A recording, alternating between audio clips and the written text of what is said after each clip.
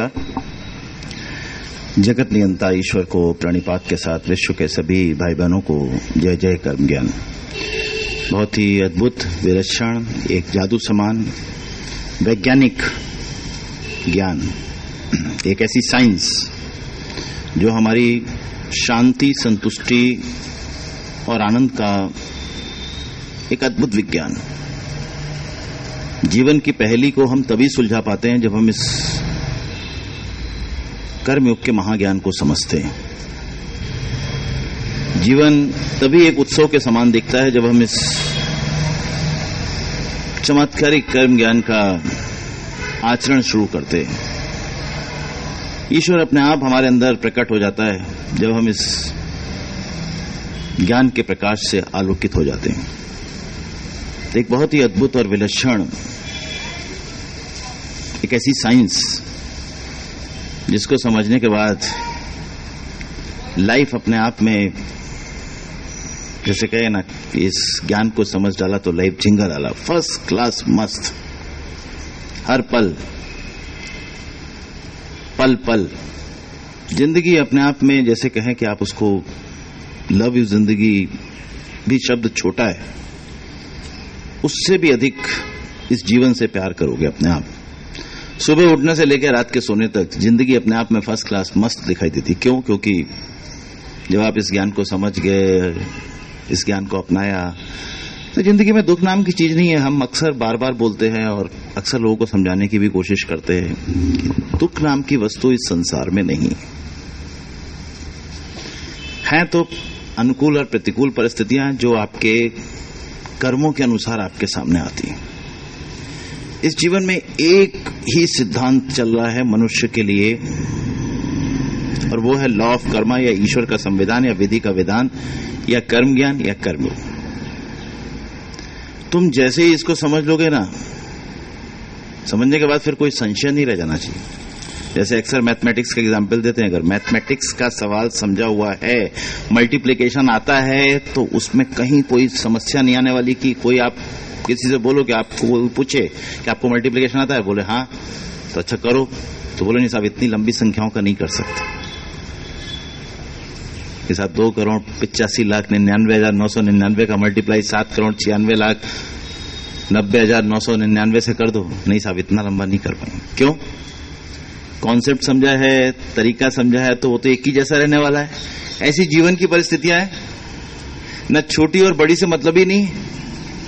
सिद्धांत समझा है तो एक जैसा ही रहने वाला है, कुछ उसमें चेंज आने वाला नहीं है।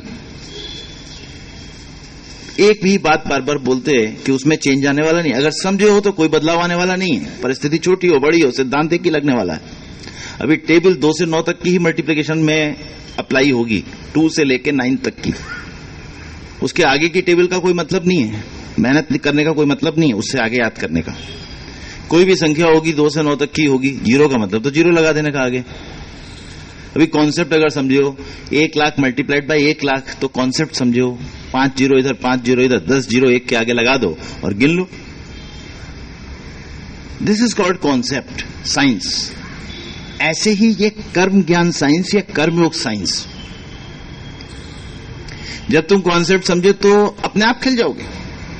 हमें जैसे है, जो कुछ मिला है, जो हमारे पास है, जैसा है, सब हमारे कर्मों के अनुसार है। जो कुछ आगे मिलेगा हमारे कर्मों के अनुसार मिलेगा। तो ये जो बेसिक चीज है, ये इनबिल्ट होनी चाहिए अंदर। बार बार क्यों कहते हैं कि लगातार रोज अभ्यास करो, आपके सामने तुरंत चीज आनी चाहिए। अभी टेबल फास्ट नहीं आती हो तो कैसे मल्टीप्लिकेशन करोगे? अगर कहा जाए 3 8 जा तो आना चाहिए 84, अगर कहा जाए 24, अगर कहा जाए 9 8 जा तो आना चाहिए 72। तुरंत आना चाहिए ना, मतलब उसमें टाइम नहीं लगना चाहिए।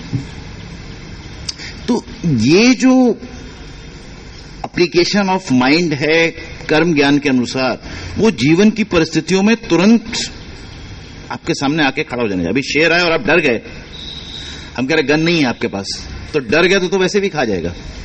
हाँ, आपके अंदर मजबूती है तो आपके अंदर उसके वो एक शेर है, आपके अंदर 10 शेर की ताकत पैदा कर सकते हो। अभी शेर आपको खा के दिखा दे, तुम अगर डरे नहीं तो शेर तुम्हारा कुछ नहीं कर सकता।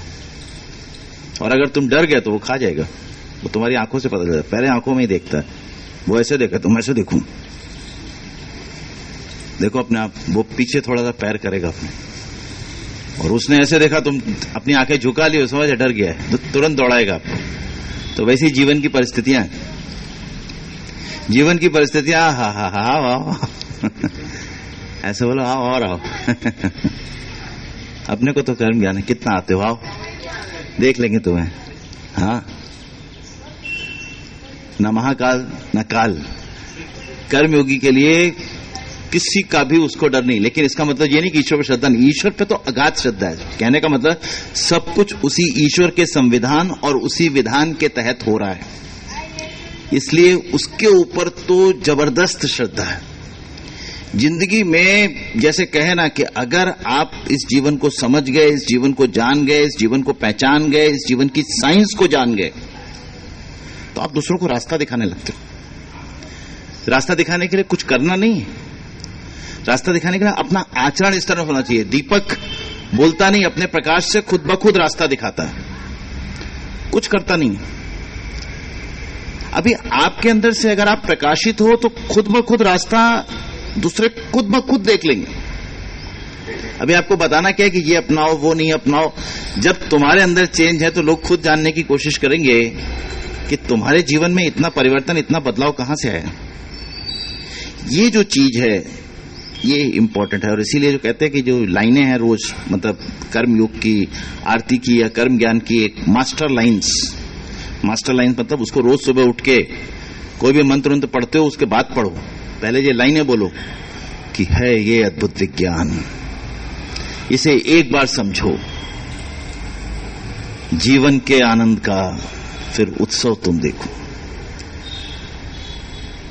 हमें जो फल मिलते हैं इच्छा से नहीं मिलते, जैसा किया होगा कर्म वैसे मिलेंगे। हमें जो फल मिलते हैं इच्छा से नहीं मिलते, किए गए हुए कर्मों के आधार पर मिलते हैं। तो तुम्हारे अंदर कहां विचरण होगा, पूरे दिन समझ रहे हो अपने आप। हम जैसा फल चाहें वैसा मिल सकता है, यानी कर्म कुशलता तुम्हारी इतनी सुप्रीम होगी, इतनी टॉप लेवल की होगी, तो जैसा फल चाहोगे वैसा मिलेगा। लेकिन उसके लिए कर्म कुशलता आपकी ऑप्टिमम होनी चाहिए, वो उस लेवल की होनी चाहिए जितना फल देने के लिए जरूरी है। अभी पानी को उबलना है तो पानी 100 डिग्री सेंटीग्रेड पे उबलेगा। तुमने किस चीज पे रखा हुआ है, कितनी उसके अंदर से हीट पैदा हो रही है, वातावरण में कितने डिस्ट्रैक्शन है, बाहर का टेम्परेचर कितना है, वो सब चीजें काउंट करेंगी। जो तुम्हें दिख रही है आज तो तुम्हें मालूम है। आप ऐसे समझो, ठंडे प्रदेश में जहां -50 डिग्री सेंटीग्रेड टेम्परेचर हो, वहां पे पानी उबलने के लिए कितना डिग्री सेंटीग्रेड टेम्परेचर चाहिए होगा? 150 डिग्री। क्यों? पहले जो -50 है वो 0 तो आए, फिर उसके बाद 0 से 100 डिग्री तक ऊपर बढ़ना है, फिर वहां पे जो चूंकि -50 डिग्री है वो अपने आप टेम्परेचर को और कम भी कर रहा है इन कंपेरिजन टू जहां 50 डिग्री टेम्परेचर है। जैसे ये चीजें तुम्हें दिखाई दे रही हैं, ऐसे हमारे अंदर की शांति, हमारे अंदर का आनंद, वो भी किसी लेवल पे होता है जब आप यहां ज्वाइन करते हो। अभी किसमें कितनी जल्दी फर्क आ गया, हर व्यक्ति का अलग अलग होगा, हर व्यक्ति का अलग अलग होगा। ऐसा नहीं कि वो जो व्यक्ति में फर्क नहीं आया वो समझ नहीं रहा है, लेकिन वो अपने अलग अलग एनर्जी लेवल पे है। अभी एक व्यक्ति 400 एनर्जी लेवल वाला यहां आए तो उसको तो 500 एनर्जी लेवल आने में कितना टाइम लगेगा? सिर्फ 100। यानी उसके काम निष्काम, उसके अंदर सबके लिए कल्याण की भावना, उसके लिए ईश्वर के प्रति श्रद्धा, उसके लिए इस संसार के लिए लगे रहने की भावना तुरंत चालू हो जाएगी, क्योंकि 500 एनर्जी लेवल पे वो व्यक्ति उसी तरह से वर्तन करने लगेगा जैसे महामानव लोग करते हैं। और अभी जिसका एनर्जी लेवल 20 है, तो उस 20 वाले को 500 एनर्जी लेवल पे आने में हो सकता है पूरी मेहनत भी करे तो भी 20 साल लग जाए। तो सब चीजें हमें समझनी होती, ये नहीं देखना कि अरे वो तो हमारे साथ ही आया था। साथ आने से नहीं है, तुम्हारे अंदर इच्छा शक्ति, तुम लगे रहो। ये कर्म कुशलता की बात करें किसी भी चीज में। अभी आज आप पढ़ना शुरू करो, बचपन से लेकर आज तक तो खाली मस्ती मारते रहे, मक्कारी करते रहे, खाली ऐसे ही पास होते रहे किसी तरह। आज आप सोचो कोई कंपटीशन निकालना है तो आपको सब बेसिक चाहिए होगा ना।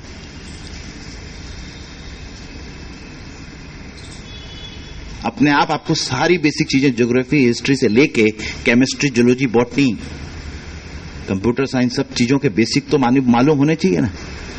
कभी पढ़ने में ध्यान ही नहीं दिया तो किधर से आएगा? वो तो बेसिक बिल्डअप करने में तो टाइम लगेगा। आप सोचोगे हम भी कंपटीशन की तैयारी कर रहे हो, वो भी कर रहे हो, वो तो 1 साल में हो गया, मैं तो 10 साल से कर रहा हूं। तुम्हारा ज्ञान उसके ज्ञान से अभी कम है। इस संसार में एक ही चीज है खाली, वो ध्यान रखो कि तुम जो पुरुषार्थ करके अपनी मेहनत करके ही जो कुछ हासिल कर सकते हो बस वही कर सकते हो। बाकी तो चाहे जिसको कुछ भी कोसते रहो, ईश्वर को कोसो, तुम्हारे कोसने से, तुम्हारी प्रार्थना करने से या तुम्हारे उल्हाना देने से ईश्वर के ऊपर कोई फर्क नहीं पड़ता। उसको तुम्हारी जरूरत नहीं है, तुम्हें उसकी जरूरत है। इस चीज को समझना सीखो। तो तुम उसको कोसोगे तो तुम्हारा ही अपना नुकसान करोगे, उसको कोई फर्क नहीं पड़ने वाला। वो तुम्हारे बिना भी पूर्ण है, तुम उसके बिना अपूर्ण। ऐसे ही तुम जब ज्ञान अर्जित करोगे तभी तुम पूर्ण बनोगे। तो ये जो सिद्धांत है बेसिक, वो मतलब इनबिल्ट होने के लिए वक्त लगता है। कंप्यूटर में कैसे प्रोग्रामिंग कर देते हैं उसको, जैसे किट करो तो अपने आप वही चीज आएगी, अलग नहीं आ सकता। आप अपने कंप्यूटर के अंदर के प्रोग्रामिंग बराबर नहीं करते हो। इसके लिए ही बार बार सुनना जरूरी है, बार बार आना जरूरी है। रोज जिस दिन नहीं भी आ रहा है उस दिन भी पहले उठ के 5 मिनट यही शब्द रिमाइंड करने का, चाहे उसको प्रार्थना को, चाहे आरती को, चाहे ईश्वर की पूजा को, चाहे विधि का विधान को, चाहे तुम अपने आप को एक नई शक्ति से ओतप्रोत कर रहे हो। हमें जो फल मिलते हैं स्वीकार तो करना है। कर्म की गति अति बलवान, फिर भी आगे बढ़ना है। क्यों? क्योंकि जो फल आए हमारे कर्मों के अनुसार आए। गीता में कहा अर्जुन से, वो आज भी वैलिड है। उस समय समझाया गया, खाली उसी समय नहीं समझाया, पहले से भी बताया जा चुका है कई बार। अब तुम अगर समझे होगे तो तुम जहां पे रहोगे ना वहां पूरे रहोगे। एक चीज को बार बार बोलते हैं, तुम जहां हो बस, तुम जहां हो वहां आनंद है। उसके अलावा इस दुनिया में कहीं आनंद नहीं है। तुम जहां हो वहां आनंद है।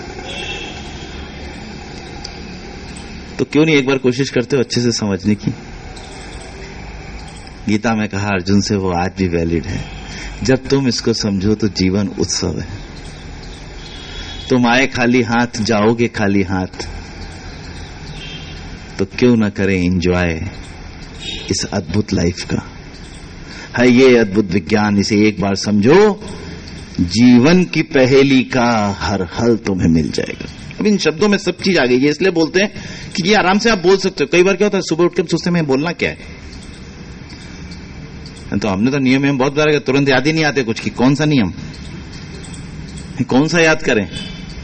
ये गीत की तरह आराम से याद हो जाएगा, इसलिए आजकल बार बार रिपीट करते हैं। जो सरल तरीका लगता है उसको अप्लाई करते हैं। कितना सरल करके आपको इस कर्म ज्ञान को पिला सकते हैं अमृत की तरह, वैसी कोशिश करते हैं कि जिस तरह से भी आपको अमृत की तरह पिला सकें, पिला दें। तो ये तो हो गया बेसिक चीज। आज का विषय है योगक्षेम, बहुत ही इंपॉर्टेंट टॉपिक है। अक्सर लोग कहते हैं ईश्वर किसके योगक्षेम को वहन करते हैं, अपने आप ही भाई मेरे योगक्षेम को ईश्वर कब वहन करेंगे, बहुत सारे लोगों का रहता है। ये गीता में ही साफ साफ बात दी हुई है, उसमें हर एक चीज दी होती है। बताने का मतलब ये है, कहने का मतलब ये, हर एक चीज उसमें दी हुई है 9वें अध्याय के 22वें श्लोक में। और एक एक शब्द को अगर समझो तो खुद ब खुद तुम्हें लगेगा कि वाह, क्या डेफिनेशन और क्या परिभाषा अपने आप दी गई है। और गीता ऐसी बुक है, या ऐसी कहें कि ऐसा महाग्रंथ है जो कर्मयोग के महाज्ञान से युक्त। बेसिकली उसमें सारी चीज कर्मयोग के हिसाब से ही बताई गई है। और अपने आप बीच में जो भी चीजों का निरूपण या डिस्क्रिप्शन किया गया, बहुत ही सटीक और बहुत ही अच्छा है। अनन्या चिंतयन्ता माम ये जना पर्युपासते तेषाम नित्य अभ्युक्ता नाम योग क्षेमम वयामि अहम। तो पहले तो योग क्षेम का मतलब, योग मतलब होता है किसी चीज का हमारे साथ जुड़ाव, किसी चीज का हमें प्राप्त होना। योग शब्द यहां पर भी योग हर जगह दिखा होगा, चाहे वो अभ्यास योग हो, ज्ञान योग हो, भक्ति योग हो, जुड़ाव से रिलेटेड है। संस्कृत के शब्द युज धातु से बना है, जिसका मतलब होता है जुड़ना। यहां पर योग का मतलब है जो कुछ आपके पास है ईश्वर उसमें कुछ और नया ऐड करेंगे, किसी भी रूप में, लौकिक एंड अलौकिक दोनों। योग का मतलब दोनों चीजें आ रही हैं, लौकिक संपदा भी, अलौकिक संपदा भी। लौकिक तो आपको दिखाई देती है, जो इस संसार में बाहर दिख रही है, जो इन चरम चक्षुओं से देखते हैं, ये इस संसार में नष्ट होने वाली हैं ये आंखें। लेकिन जो बंद आंखों से देखते हैं वो अलौकिक संपदा है। अभी बंद आंखों से देखो आपको क्या क्या दिख रहा है, वो आपकी अलौकिक संपदा है। बंद आंखों से देखो कि संतुष्टि है, शांति है, आनंद है, प्रकाश है, आत्मा का आत्म साक्षात्कार है, ईश्वर का साथ है, अपने आप अंदर उत्साह, उमंग, सब कुछ अंदर है। था कोई व्यक्ति अगर ईश्वर भी स्वयं आए कि बोलो वत्स क्या मांगते हो, तुम्हारी प्रार्थना से और तुम्हारे कार्यों से मैं प्रसन्न हुआ, अभी संतुष्टि होगी तो कहां कुछ मांगने की जरूरत है, ये बताओ ना।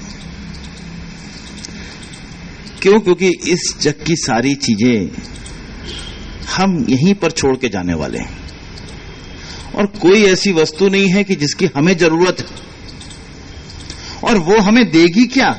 जब हमारे अंदर उतनी संतुष्टि और आनंद वैसे ही है, तो हम उस अलग की लौकिक वस्तु से प्राप्त करेंगे क्या?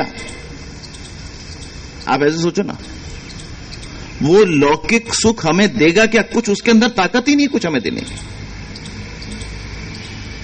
ईश्वर आपको अपने आप दोनों तरह से जानते हैं। अगर लग रहा होगा कि इसको गर्मी लग रही है तो अपने आप आपको उसका योग भी कराएंगे खुद ब खुद।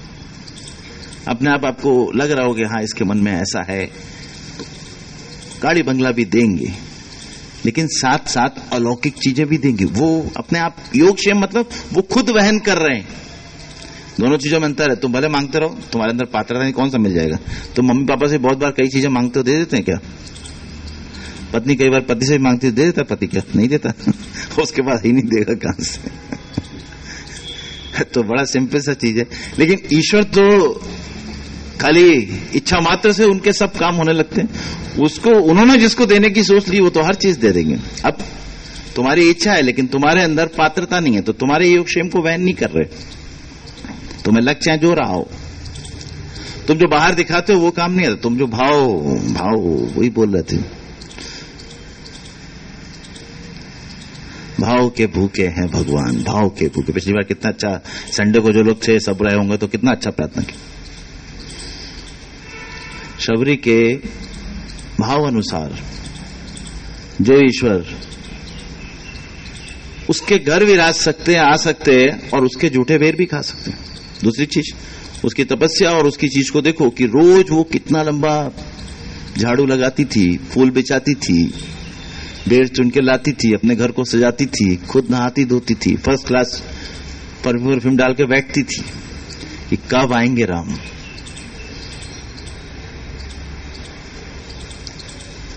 भले जब आएंगे उसको इतना पक्का था। ईश्वर के प्रति ऐसी श्रद्धा, ईश्वर आपके योगक्षेम को वहन करें, ये खुद ब खुद हो जाता है। अनन्या, पहला शब्द है अनन्या। उस एक ईश्वर के अलावा किसी पर आपको विश्वास नहीं, दैट इज अनन्या। और उस एक ईश्वर पर पक्का विश्वास है, भले वो हमें शोलों पर भी चलना पड़ रहा हो, तपती जमीन पर नंगे पैर चलना पड़ रहा हो, उससे लेना देना नहीं। उसे पता है कि ये हमारे कर्म है जिसके कारण हमें चलना पड़ा, लेकिन हम जो चल पा रहे हैं वो ईश्वर की कृपा है। देखिए कितना अंतर आ जाता है। आप लोग उस चीज को समझते ही नहीं हो। जब सोचते हो हम इतने दिनों से अच्छा कर रहे, तो मेरे साथ तो अच्छा ही होना चाहिए, लेकिन जो तुम्हारे कर्म है, कहा गया है प्रारब्ध को कोई नहीं काट सकता। दुनिया की कोई ताकत प्रारब्ध को नहीं काट सकती।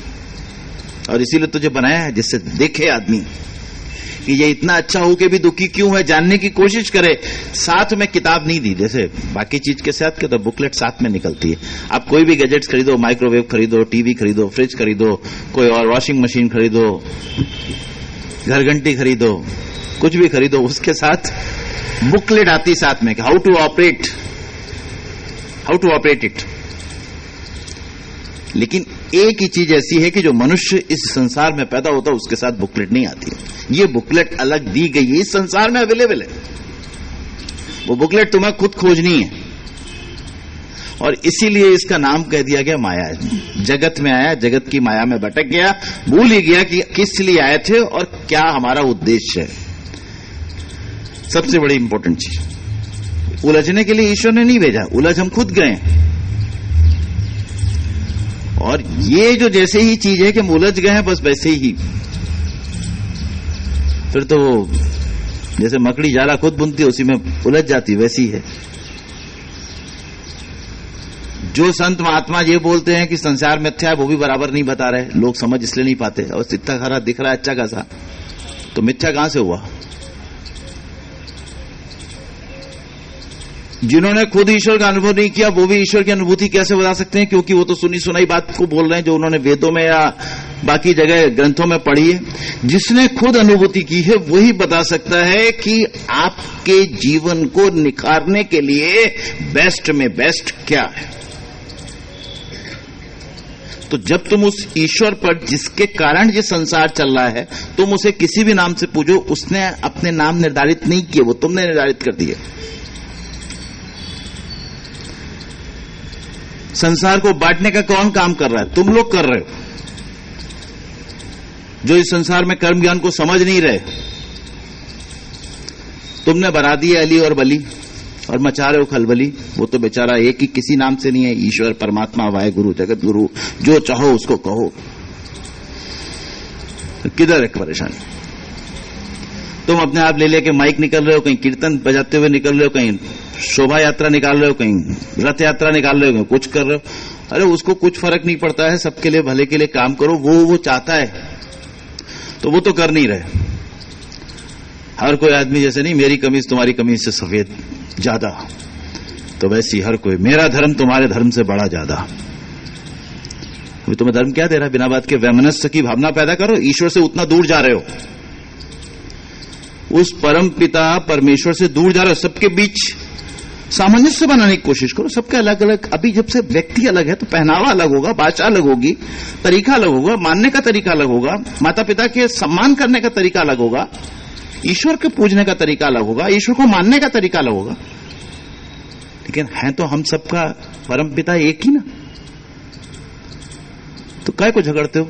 झगड़ते रहोगे जब तक अपने को मानते रहोगे ना मेरा बड़ा है, तो बस तब तक वो तुमसे दूर है। उस हम सबका ईश्वर एक है। चाहे उसे अल्लाह कहो, चाहे वाहेगुरु कहो, चाहे शिव ब्रह्मा विष्णु कुछ कहो, चाहे ईसा मसीह गॉड कहो, चाहे किसी और नाम से पुकारो उसको, तो बेसिक बात पे तो आते नहीं। तमाम तरह की चीजें बेकार में व्यर्थ करते रहते हो। जो लोगों की मदद के लिए करना चाहिए वो नहीं करते। तो अनन्या, जब तुम ईश्वर को मानोगे तो ये इन आडंबरों से अपने आप दूर हो जाओगे। ये ऐसा नहीं कि जरूरी है, हमने हमेशा बताया बच्चे को नर्सरी, केजी और प्ले ग्रुप में भेजना जरूरी है। तो ये ऐसा नहीं कि मंदिरों की जरूरत नहीं है, मस्जिदों की जरूरत है, गुरुद्वारा की जरूरत है, जो भी जिस धर्म को मान रहा है उसकी जरूरत है। लेकिन वहां जाके ईश्वर के सामने सिर्फ वहीं नमन करो, उसके आगे सिर झुकाओ कि भाई यही है, हम किसी भी नाम से पूजें। ऐसे समझो ना, आलू है, गुजराती में बटेटा कहते हैं, हिंदी में पोटैटो, इंग्लिश में पोटैटो कहते हैं, हिंदी में आलू कहते हैं। है तो एक ही चीज ना। तुम किसी भी नाम से कहो, ऐसे उस आलू के कई सारे नाम होंगे। ऐसे इस संसार में खाली यही नहीं, इस संसार में कहीं और भी दुनिया होगी, अगर मालूम पता चले। या जितना इस संसार में भी बहुत सारे लोग, कम से कम 750 करोड़ के आसपास लोग हैं पूरे वर्ल्ड में इस समय, उनके कम से कम 750 करोड़ धर्म होंगे। और उस धर्म के अनुसार वो हर किसी को अपना भगवान मानते होंगे। जैसे अनुसूचित जनजाति वाले अपने आप मुंडा जी को अपना भगवान मानते हैं, 1 नवंबर को उनका जन्म दिवस होता है। ऐसे अपने आप जो है सिंधी लोग हैं वो अपने आप झूलेलाल जी को अपना भगवान मानते हैं। ऐसे अलग अलग तरह के लोग हैं, स्वामी नारायण संप्रदाय वाले, उनको उससे क्या मतलब, भगवान के कई रूप हो गए क्या? उस एक ही रूप को आपने अनेक नाम दे दिए हैं, लेकिन तुम उसे किसी भी रूप में मानोगे, ये ईश्वर को मानना कहलाया। अपने आप उत्सव कहां मना किया गया किसी ने? आपका कोई फंक्शन है, करो ना, रोड पे मत करो, किसी का रास्ता ब्लॉक मत करो। नागरिक होने के नाते, तुम्हारे कर्म ज्ञान समझने होने के नाते, भले कोई नहीं मान रहा तो बोलो हम तो नहीं जाएंगे दुनिया में, भले बाकी लोग जाएं, हम नहीं जाएंगे किसी भी रैली में, हम नहीं जाएंगे। शुरुआत आपसे होती है, आप सुनने समझने के बाद भी, जानने के बाद भी उसी रैली में शामिल हो जाते हो, तो समझे क्या फिर आप क्या समझे फिर? तो बोलो आप जाओ कर्म ज्ञान अनुसार। एक तो वैसी सड़क पे भीड़ है, रोज रास्ता जाम करके लोगों को परेशानी क्रिएट करना मैं तो नहीं करूंगा। कम से कम 10 लोग समझे हुए, 10 नहीं गए तो 10 तो लोग कम हुए ना उस भीड़ में से। उन 10 को देख के और 10 नहीं जाएंगे। नहीं, बात तो सही कह रहे हैं। फिर दूसरी चीज, इतना तेज लाउड स्पीकर सुनाने की जरूरत कहां है? जो डीजे बना के भगवान को, क्या उसके पास आवाज नहीं पहुंच रही क्या?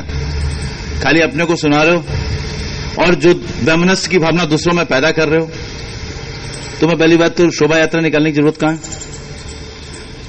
चाहे वो रामनवमी की हो, चाहे वो हनुमान जयंती की हो, चाहे वो किसी और दिन की हो, वो तुम शोभा यात्रा निकालोगे तो ही तुम्हारे भगवान जानेंगे कि हाँ हिंदू लोग हमारा सम्मान कर रहे हैं। सम्मान दिल से होता है। जब तुम खुद नहीं निकालो, ईश्वर की भक्ति अपने अपने घर में करो। जो कुछ प्रसाद बनाया है गरीबों को जाके, या जो लोग खा पी नहीं सकते, जिनके पास कुछ है नहीं, उनको जाके खिला के आओ, ये ईश्वर की भक्ति है। वो कहां समझना चाह रहे हैं? चाहे नवदुर्गे हो, चाहे कुछ हो, पंडाल इधर लगाया उधर लगाया, गणेश उत्सव पे इधर गणेश जी को बैठा दिया उधर बैठा दिया, खाली बस जबरदस्ती, खाली दिखावे का काम, कुछ और नहीं। तो ईश्वर कहां से तुम्हारे साथ आएंगे? ये यहां पे कहा जा रहा है अनन्या, मतलब एक को मानो। नाम नहीं बताया, बोला वहां कोई नाम? गीता में किसी जगह कोई नाम दिया है?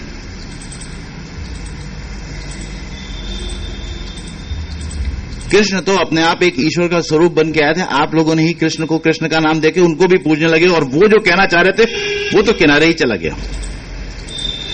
कृष्ण भी जो कहना चाह रहे पूरे समय वो सिर्फ लोगों की मदद करते रहे, इधर से उधर सब जगह घूमते रहे। उन्होंने कभी नहीं कहा मुझे पूजो, और जो उसमें लिखा है वो जो कहा पूजने को, वो नहीं पूजा गया।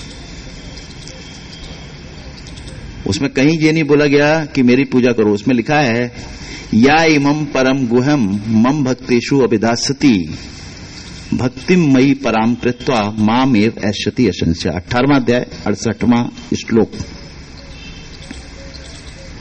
जो इस मेरे अति रहस्यमयी, अति विलक्षण कर्म ज्ञान को जिज्ञासुओं तक, या जो लोग अभी रो रहे हैं, बिलख रहे हैं इस संसार में, उन तक पहुंचाएगा। उनको मालूम ही नहीं है कईयों को तो कि कोई इस तरह का ज्ञान है जो हमारे जीवन में इतना बदलाव कर सकता है। उन तक पहुंचाएगा। बस वही व्यक्ति मेरे लिए हमेशा के लिए प्रिय हो जाएगा। उससे प्रिय मेरे लिए इस संसार में कोई नहीं होगा। अब सोचो कहां जरूरत रह गई पूजा की? जरूरी है जो बताया सूर्य मंदिर, लोगों को जब बच्चा पैदा हो उसको बताने के लिए कि ये भगवान है। शुरू में कैसे जानेगा? खिलौनों से जैसे बच्चे खेलते हैं ना, वैसी। तुम लोग यहाँ वैष्णव संप्रदाय वाले पता नहीं क्या ठाकुर जी से खेलते रहते हो, कहीं नहलाते हो, धुलाते हो, कहीं कपड़े पहनाते हो, कुछ करते हो, पता नहीं क्या क्या करते रहते। जो करना है वो नहीं करते। सभी के धर्म जो आडंबर है उसके ऊपर पड़े हुए, जो वो ईश्वर कह रहा है उसको ऊपर फॉलो नहीं कर रहे। कि हम लोगों की मदद के लिए निकले हैं, हम लोगों के चेहरे पर खुशी लाने के लिए निकले हैं, हम लोगों को अपने पैरों पर खड़ा करें, संसार में कुछ गलत हो रहा है उसको ठीक करने की कोशिश करें, हम अपने आप हर किसी के चेहरे पर मुस्कान लाने की कोशिश करें, दवाइयों को कम करके हम प्रकृति के नजदीक जाएं। 10-10, 20-20 गोलियां खा रहे हैं लेकिन प्रकृति के नजदीक ना आके अपने आप को स्वस्थ करने की कोशिश नहीं कर रहे।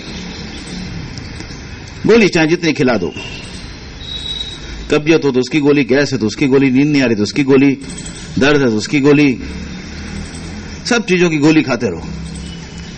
लेकिन सब चीज प्रकृति में दी गई है अपने आप आपको स्वस्थ रखनी। जब तुम मानोगे तो अनन्या का मतलब बड़ा इंपॉर्टेंट है। उस एक ईश्वर के अलावा किसी को नहीं माने। और वो ईश्वर चाहता क्या है वो गीता में दिया गया है कि ईश्वर की भक्ति को कौन प्राप्त करेगा? ईश्वर की भक्ति को वो प्राप्त करेगा। ब्रह्मभूता प्रसन्नात्मा ना सोचती ना कांक्षती समा सर्वेषु भूतेषु मद भक्तिम लप्ते परम। ईश्वर ने अपने लिए कहा मेरी भक्ति को प्राप्त करेगा कौन? जो ब्रह्म का आचरण करने वाला, प्रसन्न रहने वाला, सदा जो प्रसन्न रहता हो। तुम रोते हुए रहते हो, तुम ईश्वर को मानते हो तो रोते हुए रहने मतलब क्या? मतलब ईश्वर को क्या मानना हुआ? ये तुम्हारे सामने परिस्थितियां कोई ईश्वर ने लाई हैं क्या जो तुम रो रहे हो? तुम्हारे सामने परिस्थितियां तुम्हारे कर्मों के अनुसार आई हैं, तो कर्मों के अनुसार आई तो रोने का कहां बात है? प्रसन्न आत्मा इसीलिए शब्द प्रयोग किया गया है। तुम जब तक प्रसन्न नहीं रह पा रहे, खुश नहीं रह पा रहे अपनी सिचुएशन से, तब तक तुम ईश्वर को कहां मान रहे? ना सोचती ना कांच, ना किसी चीज का शोक, ना किसी चीज की कामना। बताया जब सब कुछ मिल गया तो कामना किस चीज की करेगा? क्या उसको प्राप्त करना रह गया?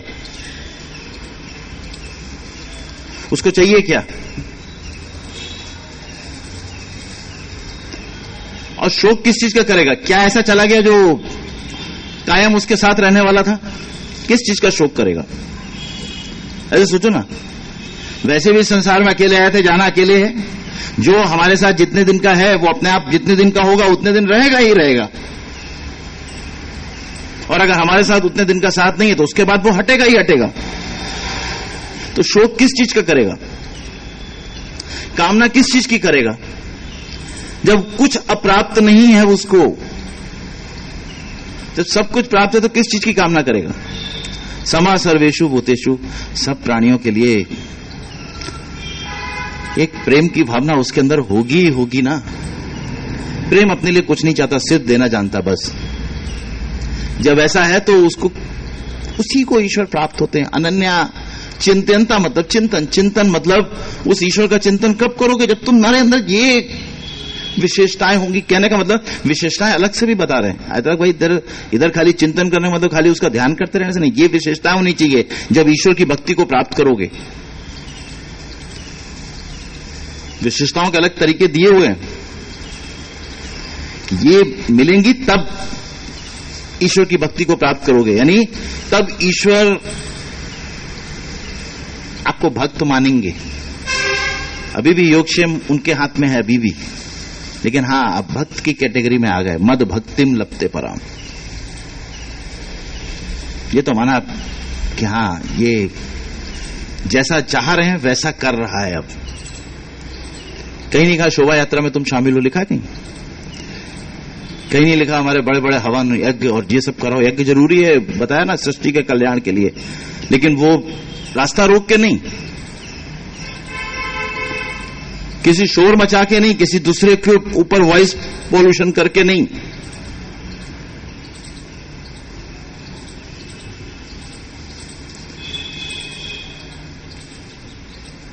मौन प्रार्थना और मन से की गई प्रार्थना वही स्वीकार होती है।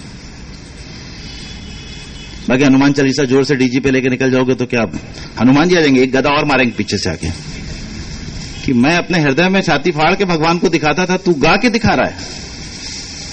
समझ तो है नहीं, वो छाती फाड़ के दिखाते अपनी, देखो हनुमान मतलब राम मेरे अंदर, और तुम गा गा के दिखा रहे हो। जय हनुमान ज्ञान गुण सागर, शोर मचाते हुए जा रहे हो, सबको डिस्टर्ब कर रहे हो, बच्चों को, जो लोग काम करते हो उनको, जो सो रहे हैं उनको, सबको डिस्टर्ब कर रहे हो। कबीरदास जी ने तो किसी समय में कहा था, वो मुस्लिम जो मस्जिद के ऊपर चल के लाउड स्पीकर लगा देते, उसको कब कबीरदास जी ने कहा था? क्या अल्लाह बहरा हो गया क्या जो उसकी जरूरत है? समझने की जरूरत है। सब चीजें कह के गए, ईश्वर ऑलरेडी अपने आप कह रहे हैं, और गीता में तो हर एक चीज दी गई, उसमें बताया ही सब चीज क्या है कि ईश्वर किसके नजदीक आएंगे। तुम लोग अपने आप तो कुछ करते नहीं, और जो कहते हैं ना कि अगर किसी समय में डायरेक्शन चेंज करना है, तुम वैसे ही बने रहोगे जैसे थे तो वैसे ही मिलेगा जितना मिलता रहा। चेंज करना तो चाहते नहीं अपने आप को। अब अगर जो ठाकुर जी को नहलाता होगा, यहां कर्म ज्ञान सुन के भी 2 साल से आ रहा, वो ठाकुर जी को नहलाना छोड़ेगा नहीं। अभी जब बताया जा रहा तो आप सिंप्लीफिकेशन ऑफ द पूजा, ठाकुर जी आप तो मेरे ही हो। जितना समय अब हम खुद नहाने में लगाते हैं उतने ही में ही आपको नहलाएंगे, क्योंकि और काम है ना हमारे। खुद भले खड़खड़िया स्नान करिए हमें 1-2 मग्गा पानी डाल के, लेकिन ठाकुर जी को 2 घंटे जरूर नहलाएंगे बैठ के। तो जारे समझो तो कम से कम ये तो करो कि ठीक है, जितना तुम नहा रहे हो उतनी देर नहलाओ ना उनको,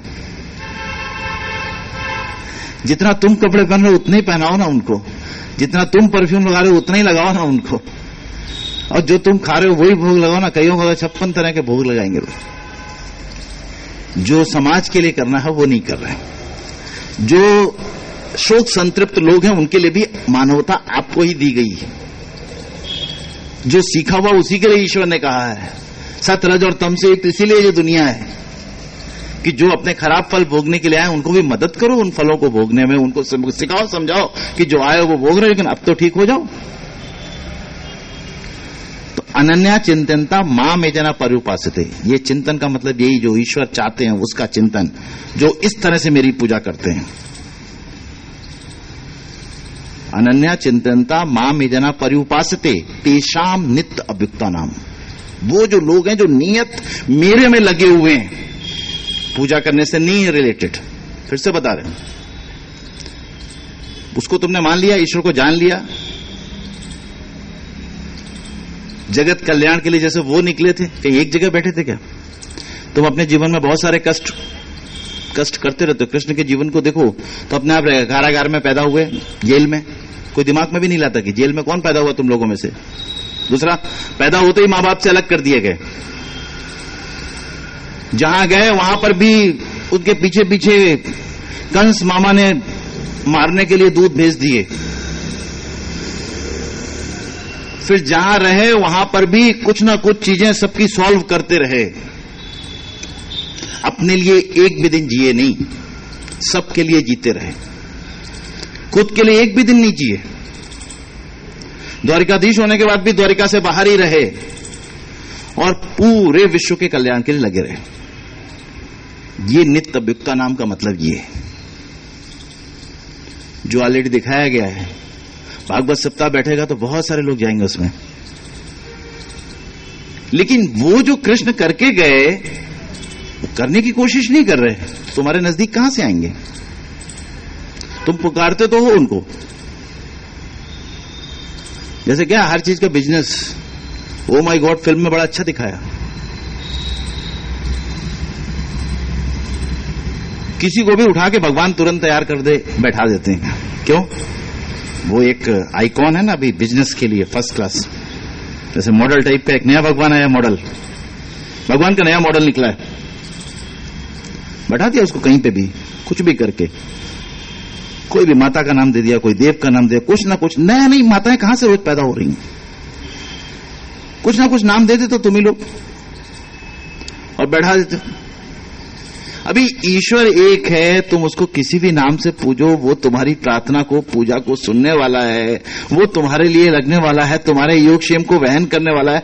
तो तुम आपस में क्यों लड़े जा रहे हो? दूसरी चीज, क्यों इस शोक संतृप्त मानवता के लिए कुछ करने का प्रयास नहीं करते? ईश्वर तुम्हारे नजदीक उससे आएगा, तुम्हारे योगक्षेम को उससे वहन करेगा। बताने का पर्पज ये है, खाली ये नहीं कि तुम्हारे योगक्षेम को वहन करेगा, वो अपने आप करेगा।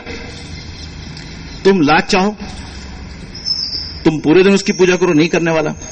तुम पूरे दिन उसकी भक्ति करो, नहीं करने वाला। तो तुम बोलो शबरी के पास कैसे आए? शबरी क्या रास्ते में गा रही थी क्या? शबरी अपने घर पे रोज इंतजार कर रही थी? शबरी किसी की आजादी में शबरी ने कोई हिंड्रेंस डाला था क्या? मीरा किसी के उसमें हिंड्रेंस डाल रही थी क्या? अगर कोई मस्त है अपने आप अपनी भक्ति में, तो कर्मयोग के अनुसार बराबर नहीं, ईश्वर के अनुसार तो ईश्वर ने नहीं कहा कि नहीं बराबर है। वो ईश्वर को मान रहा है, उससे प्रेम कर रहा है, उसके साथ लगा हुआ है। भले मीरा की शादी उसके किसी और हस्बैंड से हुई, लेकिन मीरा अपने गिरधर गोपाल के साथ ही शादी करी थी उसने, तो वो तो मस्त है उसके साथ। वो जरूरी थोड़ा है कि उसके लिए उसका आना जरूरी है गिरधर गोपाल का साक्षात रूप में। ये जो भाव है, ये अपने आप योगक्षेम के लिए आपकी पात्रता खुद ब खुद डिसाइड करेगा।